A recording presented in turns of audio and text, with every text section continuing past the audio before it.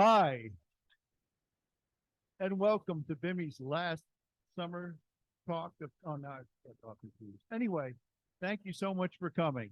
My name is George Davis. I'm a member of the BIMI board. It's my pleasure to help bring these speakers to Block Island every year. And we also need to thank Deadeye Dix for once again providing a great pre-dinner talk for our speakers. And some of us get to go and eat with them, so I love it too. BIMI's mission is to provide educational experiences and hands-on exploration to inspire preservation of the wonderful saltwater environment around Block Island. One of the ways we do this, we hope, is through our Tuesday talks, certainly with maritime history and authors of the quality of Dr. Daphne Palmer Geanacopoulos. Anyway, and usually at this point, I'd say, if you appreciate our mission, please consider a donation to BIMI, and I won't discourage you from that. But this week in particular, I think donating to a Block Island volunteer fire and rescue is perhaps even more appropriate than anything else. I don't want to say too much about our author. She is very, very accomplished, and she has spent her career researching pirate history and culture and is dedicated to bringing the stories of women like Sarah Kidd, who've been forgotten by history, into the light. She last spoke at BIMI in 2017 about her book, The Pirate Next Door, the untold story of 18th century pirates' wives, families, and communities. And now this new book, The Pirate's Wife, the remarkable true story of Sarah Kidd, which certainly you'll find it very fascinating, and the connection with Block Island, I think, is really special to us. So without any further ado, please welcome Dr. Daphne Palmer Geanacopoulos. Thank you, George, for that lovely invitation. I'm delighted to be here at Block Island Maritime Institute. As George said, I was last here in 2017. And when I was here, I got this hat. And as you can see, it's very well loved. It's my favorite, and I'm very proud to wear it. I even bought a new one today, so I won't ever be without one. I also would like to just give a shout out to Tony Pappas, who was my host when I was here in 2017, and I'm very gracious and generous because he and his wife to me. Block Island plays a very important part in the story of the pirate's wife, the remarkable true story of Sarah Kidd. Captain Kidd visited Block Island in 1699 and arranged for his wife Sarah and their two daughters to stay with the Edward and Mary James Sands family on Block Island for several days, while he tried to secure a pardon from the governor, Lord Bellomont. I'm grateful for this opportunity to speak to you about a book I've been working on for several years, 5 to be exact, and it is the first ever direct account of the life of Sarah Kidd, the wife of the notorious pirate Captain William Kidd. Sarah lived a long and storied life, and I'm going to give you a glimpse into it. I hope you all will find that Sarah Kidd is easily as interesting and remarkable as her famous husband. Generations of readers the world over have known the story of Captain William Kidd, the noble sea captain and privateer who turned ruthless pirate. The history of the golden age of piracy, in which Kidd played an outsized part, is replete with the exploits of pirates of many stripes, who hosted the Black Flag and prowled the seas, attacking 17th and 18th century merchant vessels bound for the West Indies, West Africa, and North America. Kidd's story is particularly striking. In 1699, Captain Kidd became the subject of a deadly political scandal involving top officials on both sides of the Atlantic, including the King of England. There was a worldwide chase and eventual conviction and execution at the hands of colonial officials who may have been complicit in Kidd's darkest acts of piracy. It was a drama laced with lies, secrets, double dealing, betrayal, and buried treasure. The story of his journey from privateer to murderous pirate has been immortalized across the centuries, in print, on stage and screen, in video games, and even in an epic 22-verse ballad. But our understanding of his legend is incomplete. What is largely unknown is that Kidd had a partner and accomplice, a behind-the-scenes player who enabled his plundering and helped him outpace his enemies. This accomplice was his wife, the English-born Sarah Kidd, a young, well-to-do New York socialite whose extraordinary life is a lesson in reinvention and resourcefulness. Sarah was running a thriving merchant business in the New York City seaport when she met Captain Kidd. The encounter set off a high-octane romance that often operated outside the law. While Captain Kidd was plundering the high seas, Sarah Kidd was pirating in her own way within the confines of polite society, working to ensure her husband never got caught and that the location of her buried treasure stayed secret. With bold determination to survive and protect her husband, Sarah secretly aided and abetted her husband, fighting alongside him against his accusers. The most impressive part is that even after Captain Kidd was put to death for his crimes, Sarah remained an incredibly beloved fixture of the community, securing a long and prosperous life for herself and her children. Sarah knew how to persuade, and she knew how to hustle. And in a time when women held little legal power, she found a way to ensure her future and to protect her children. But for more than 300 years, the story of Sarah Kidd has been all but erased from history. My journey into the world of pirates began in 2002, when I was commissioned by the New York Times to write a freelance piece for the museum's special section about the Widow Pirate Museum in Provincetown, PA. The museum contains the artifacts recovered from the Widow pirate ship that crashed during a fierce nor'easter off the coast of Wellfleet, Cape Cod in 1717. Prior to writing this article, I didn't know much about pirates, except what I had read in books and seen in movies.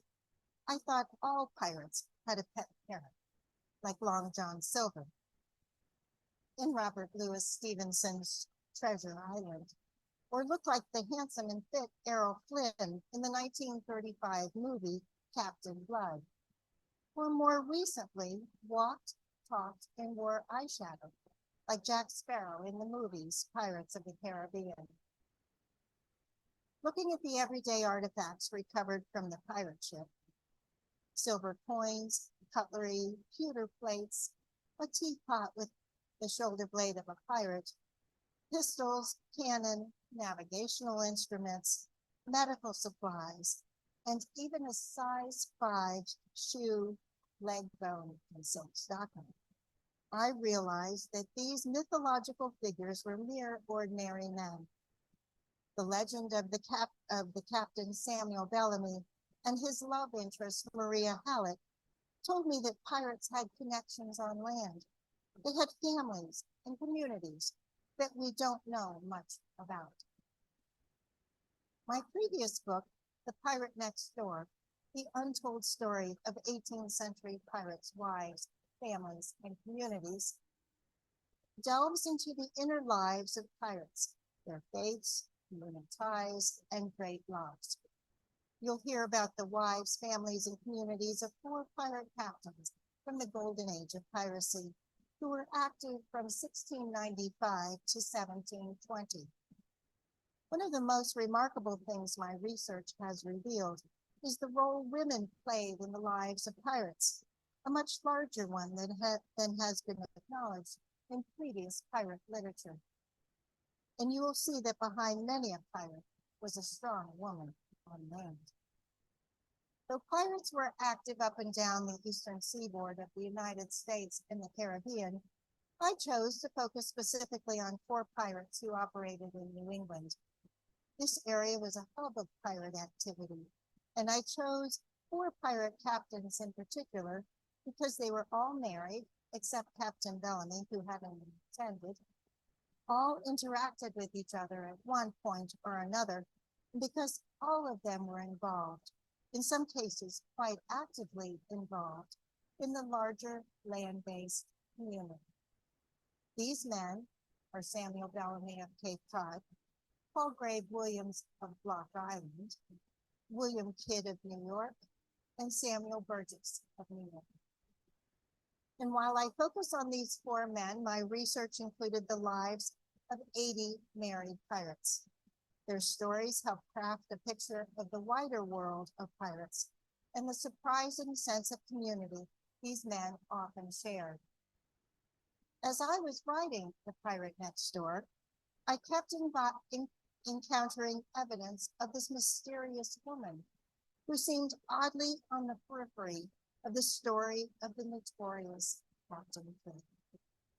Even the influential and authoritative early source book on pirates, called The History of the Robberies and Murders of the Most Notorious Pirates, by Captain Charles Johnson, did not include Sarah in the lengthy chapter on Captain Kidd. Sarah was alive at the time the book was published in London in 1724, and it would have been possible for the author to interview her, for people who knew her.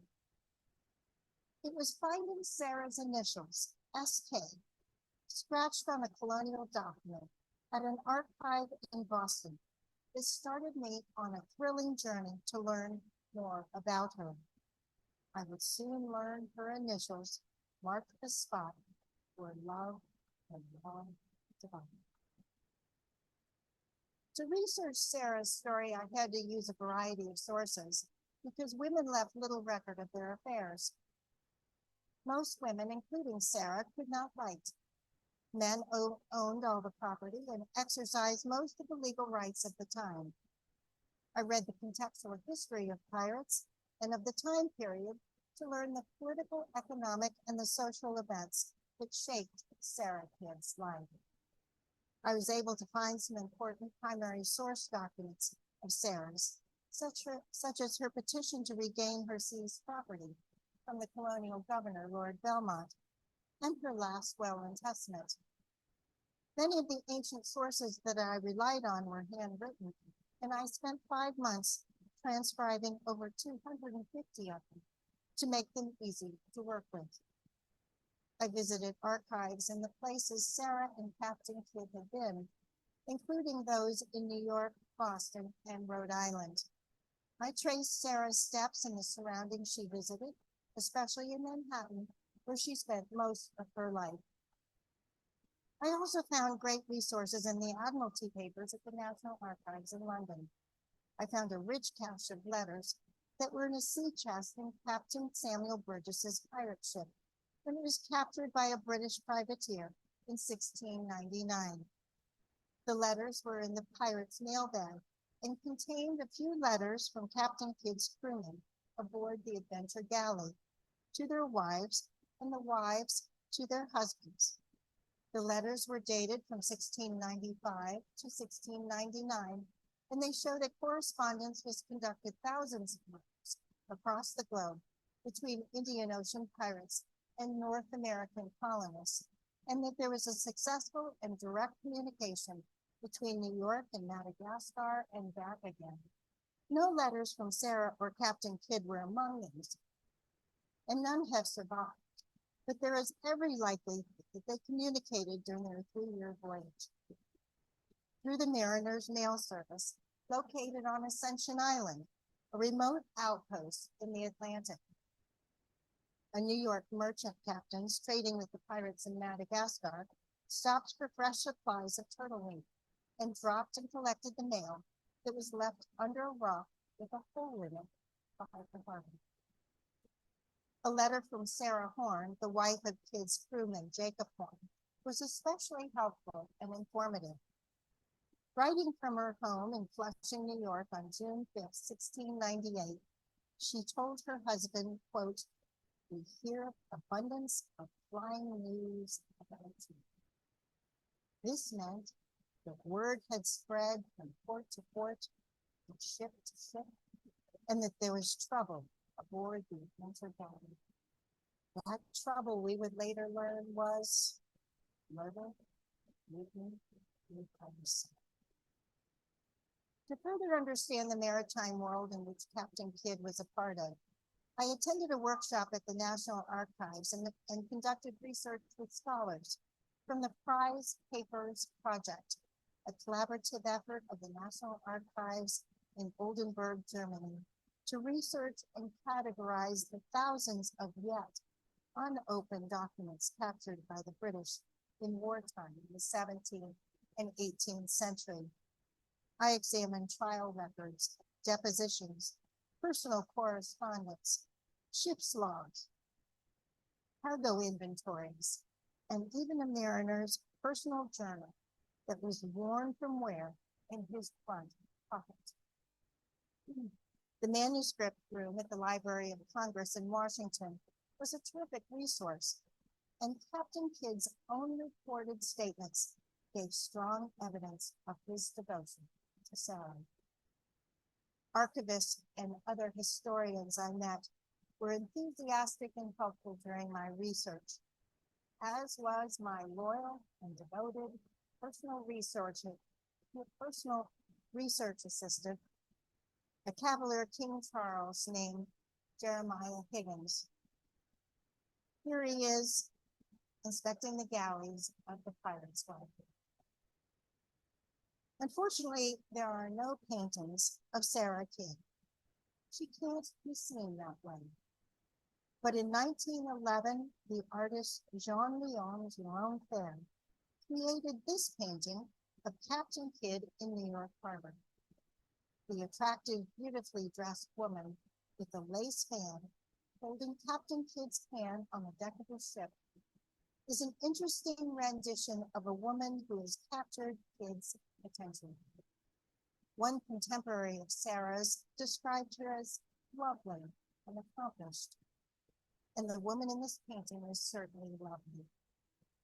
Kidd's velvet knee-length coat, a sword at his side, and a tri-cornered hat are historically accurate depictions of the attire of the period and what he would have worn as a successful sea captain.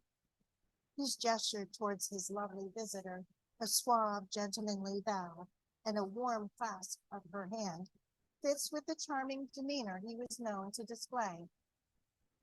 While this painting is a figment of the artist's imagination, and in 1911 we did not know the story of Sarah and Captain Kidd, there is coincidentally some historical semblance of truth to it.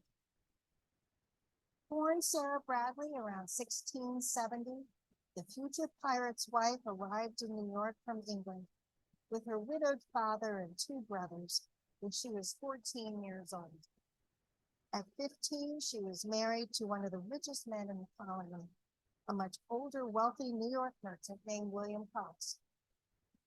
When Cox died tragically 4 years later, in 1689, Sarah married a Dutch merchant and mariner named John Ort.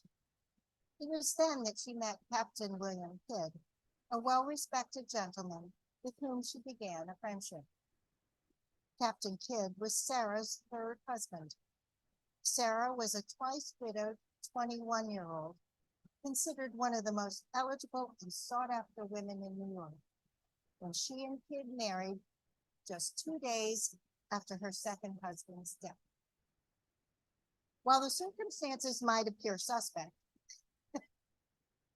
for Sarah and Kidd to marry so soon after her second husband's untimely demise, Kidd and Sarah were stellar members of polite New York society.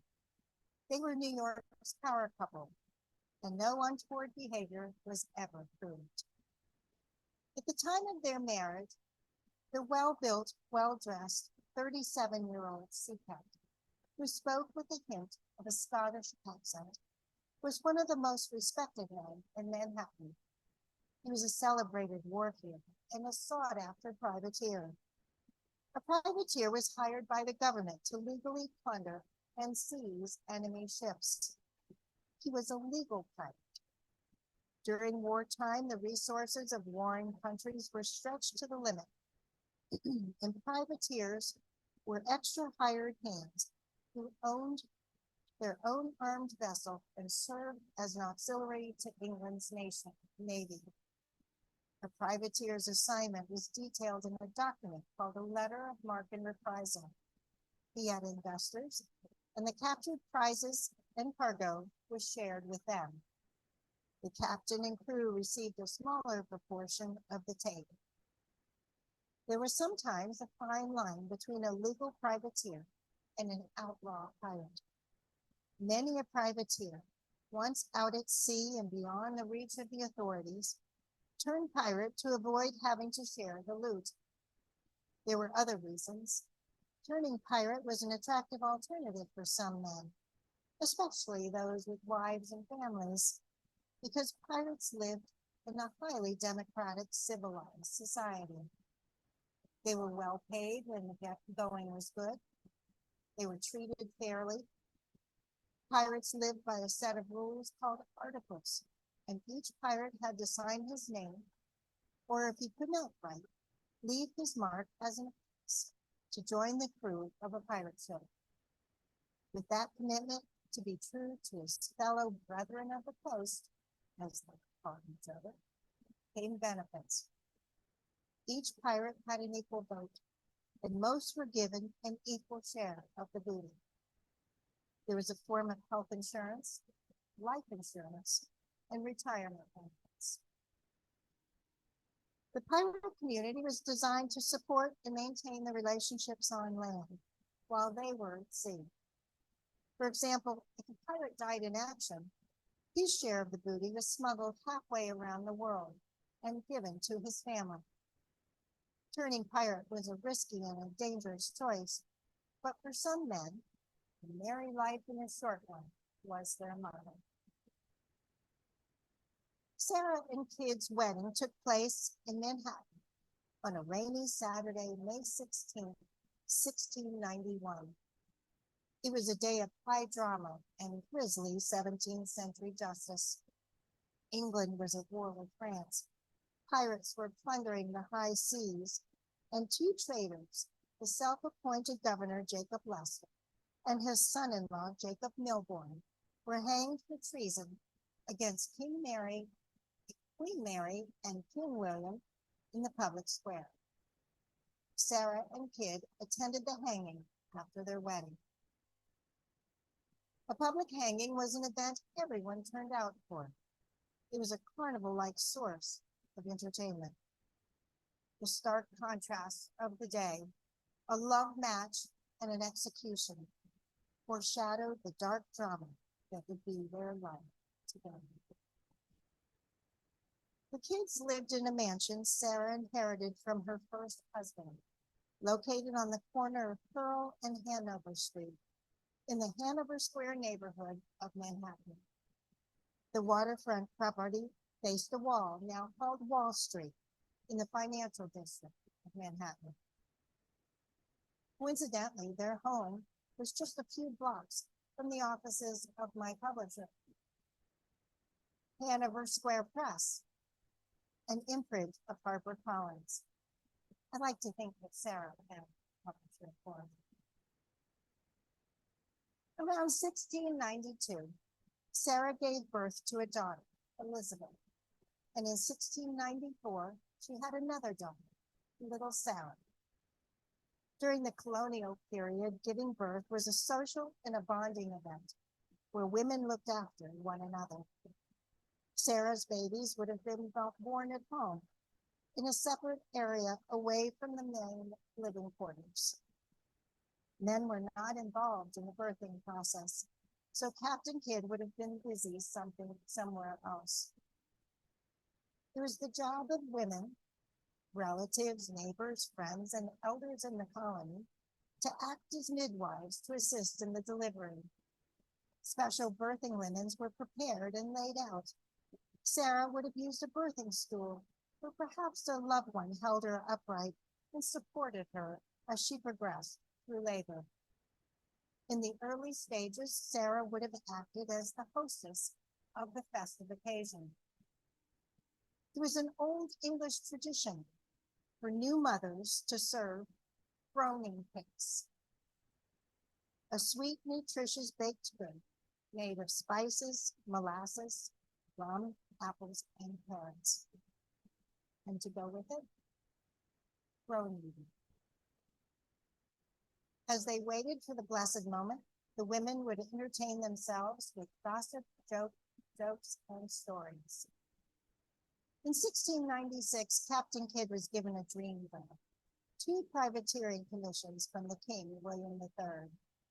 His investors were some of the most important men in England, including the newly appointed governor of New York and Massachusetts, Richard Coote, known as Lord Bellomont.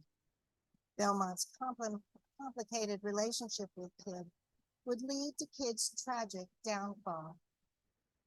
His brand new ship that looked like this, the Adventure Galley, was a state-of-the-art 287-ton warship with 3 tall masts, square-rigged sails, and 34 big guns. It was a hybrid ship called a galley, meaning it could be rowed as well as sailed. His job was to hunt French enemy ships and to rid the seas of pirates who disrupted international trade. His commissions were for 1 year. His initially unsuccessful voyage led to frustration, mutiny, and eventually Kidd's turn to piracy. Sarah was key to Kidd's fight for his life against the men who accused him of turning from privateer to pirate. She and their daughter spent time with Kidd on his pirate ship, and Sarah helped Kidd hide his stolen treasure. As an accomplice to an outlaw, she was arrested and imprisoned with him in Boston. Once released, Sarah helped construct the narrative Captain Kidd presented in his defense. She ensured he was taken care of in jail. She worked tirelessly to help secure a pardon, and she even tried to help plot to escape. After Kidd was executed in 1701, Sarah lived another 40 years. She reinvented herself, and she managed to go from one half of a criminal outlaw couple back to a high society socialite. She secured her family's inheritance, remarried, had more children, and lived the rest of her life as a prominent and respectable citizen. She even learned how to write a full name. Sarah Kidd's extraordinary life is a rare example of the kind of life that pirates' wives lived during the golden age of piracy. Hers is a tale about love, marriage, motherhood, and survival. Sarah's life, and particularly her transformation from a New York socialite to a stateless outlaw, sheds new light on the political, economic, and cultural events of the late 17th and 18th centuries. From her, we learn about the economic hardships of widowhood, the political repercussions of piracy, the effects of war on the new and emerging colonial economies, the business of slavery. Her life tells a broader story about how certain women were able to assert their will and reclaim their agency within the oppressive strictures of colonial America. During her 74 years, Sarah lived through 7 British monarchs, 21 New York governors, and she experienced firsthand the golden age of piracy. She survived 4 husbands and 3 of her 5 adult children. The Pirate's Wife, the remarkable true story of Sarah Kidd, recasts the image of Captain Kidd from a diabolical pirate to a flawed but decent man who tried to please his investors and protect his wife and family. He was a pirate, but not one with a blunt heart. Sarah's initials, scratched on a few colonial documents, gave clues to her existence. Those bold pen strokes reveal a history we have only imagined, the dangerous, difficult, and thrilling life of a pirate's wife. They shed unexpected light on a young colonial woman caught up in a world of politics, passion, and grisly 18th century justice. The unknown SK is finally identified. She is Sarah Kidd, First Lady. I'd like to close by reading a passage from The Pirate's Wife. This is from the prologue.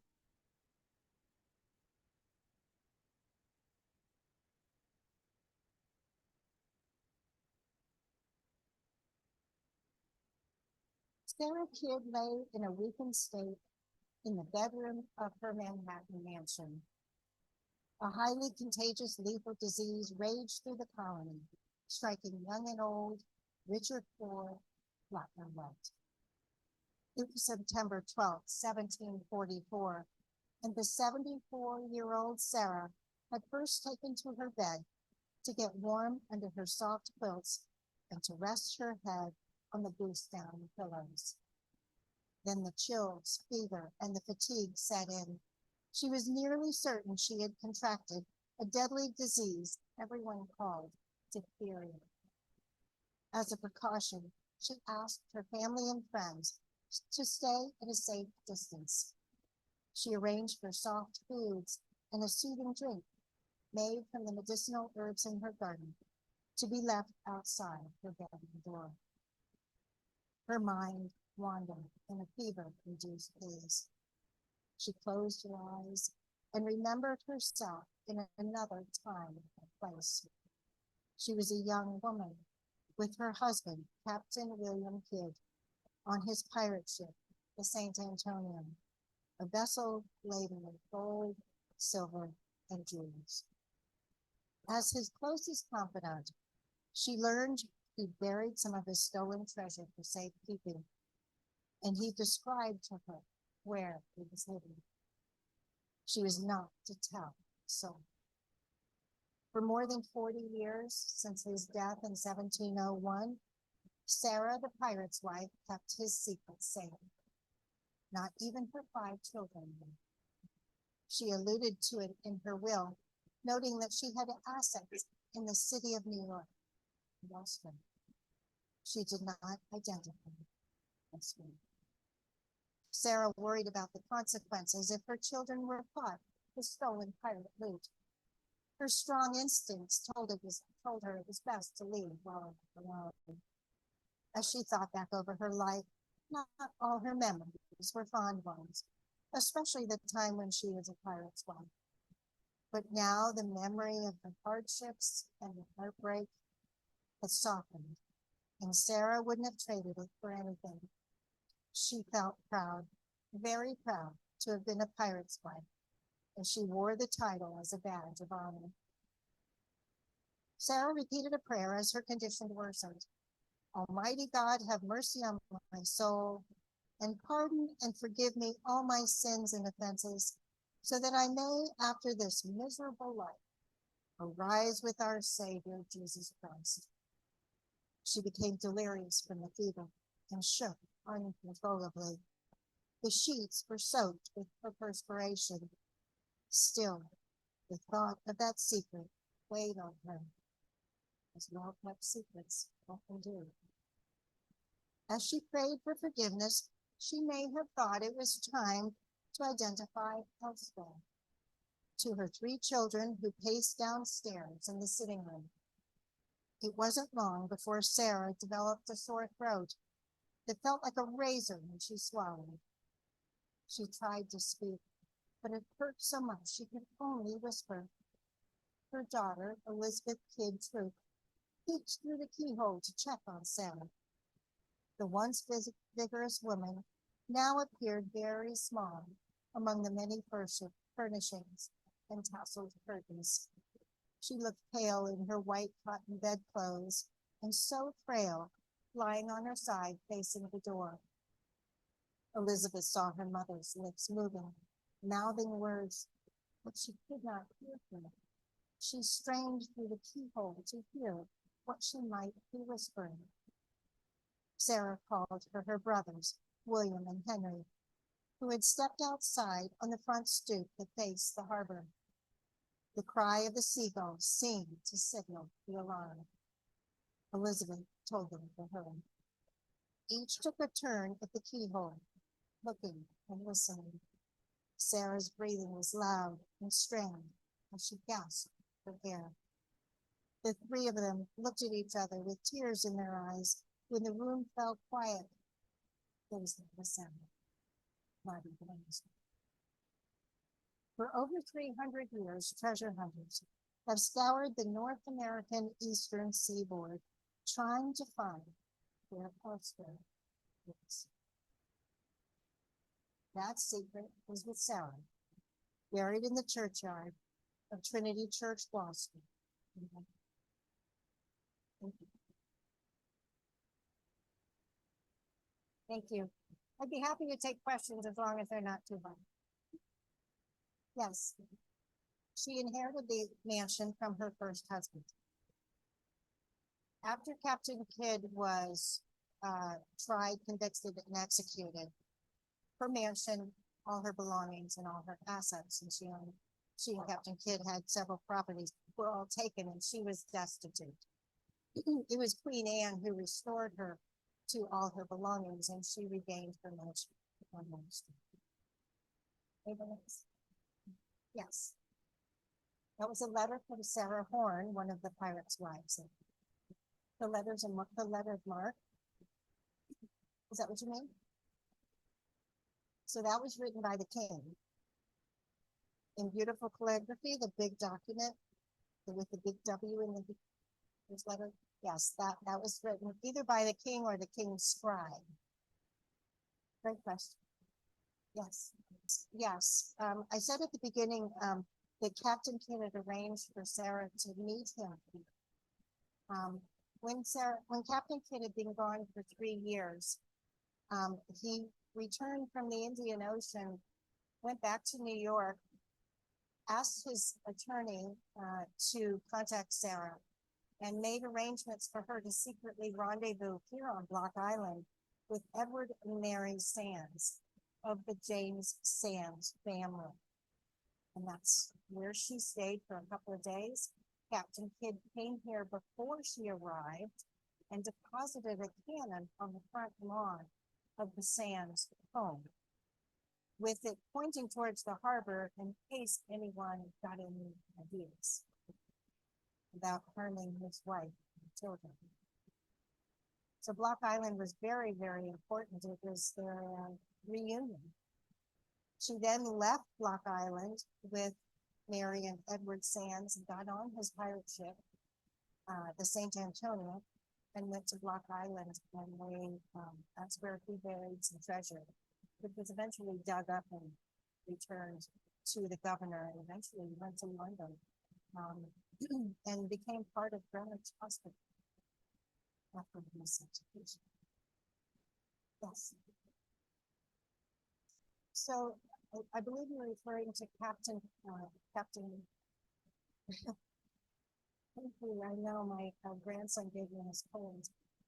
It was very generous of him. It was worth the hug, though, I should say. Thank you, George. The question is whether or not Sarah spent any time in Jamestown. Yes, that's very true. Captain Payne was a former pirate who he married the governor's wife, governor's daughter, and became a notable citizen, but he remained the pirate's banker. And Captain Kidd, while he was waiting for Sarah to arrive in Block Island, went to Jamestown and deposited blocks of gold with Captain Payne as emergency resource in case anything happened to him, that Sarah had backup money. She eventually had to use that money when she was imprisoned in Boston, because in those days, if you're in prison, you don't get fed unless you can pay for it. And how do you pay for it when you're in prison? So she sent word to Captain Payne to send money through a messenger so she could buy food while she was in prison. So you're absolutely right. Captain Payne was a very important part of the Captain Kidd story and Sarah's story, because he kept her secret. Or kept her secret. Yes. So that's a great question. Okay. All right. So the question from George is about the buried treasure. I don't know if Captain Kidd buried any treasure here on Block Island, but George told me at dinner that he did, so I believe him. We could all go tonight and start digging. He did while Sarah was in the pirate ship, Sarah and her two daughters and their maid, and Captain Kidd's crewmen of pirates were in the St. Antonio. They went from Block Island to Gardiner's Island. And there, Captain Kidd buried some treasure and left a few things with the owner of Gardiner's Island. And when he then went back to Boston to plead for a pardon with Lord Bellomont, who was not only his governor, but also his investor.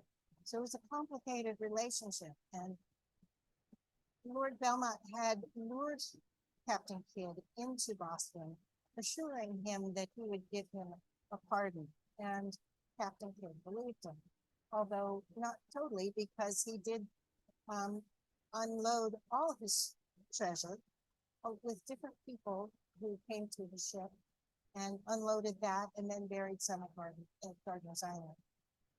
To George's great question is, Lord Bellomont got word that Captain Kidd had buried treasure on Gardiner's Island. He had buried a big trunk full of gold and wrapped it up with a chain to keep it nice and tight, and he kept the key.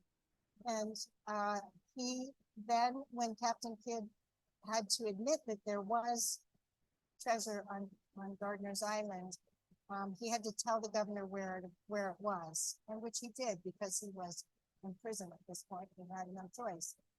So Captain Kidd sent a messenger to Gardiner's Island. It was dug up. It was taken to Boston. And when Captain Kidd was taken from Boston to London to be tried for his crimes, and his crimes was not only piracy, he was also accused of murder, because he had mutinous crew, and one of his crewmen mouthed off to him, and Captain Kidd hit him over the head with a bucket. And unfortunately, the fellow died the next day. Those things happened on ships all the time. If you've ever had a mutinous crew, it happened at a time when things were very bad for Captain Kidd. He was now in his third year of his one-year voyage. His ship was sinking. His crews were mutinous. He lost his temper. One of his crewmen died. He is a wanted man. So when Captain Kidd was taken to Boston, he was arrested. He was put in prison, as was Sarah. She was arrested and put in prison. She was released because Lord Bellomont could find no reason to keep her, other than she was married to Captain Kidd. And the kid was not released, and he was there for over a year under horrible conditions, as they were in the 17th century. And he was taken by ship to London, thrown in prison for another year before he was tried, convicted, and eventually executed. Captain Kidd's treasure from Gardiner's Island went with him to London, and it was turned into something good, and it was turned into Greenwich Hospital. Any questions? Well, thank you very, very much for coming. I understand there are copies of The Pirate's Wife in the back there, which I'd be happy to sign for you. So do come and chat. Thank you very much. Thank you, Daphne. Thank you all for coming, and you may talk to the author as much as you want. Well, thank you. You bet. And now that I have my cough drops, I'm good.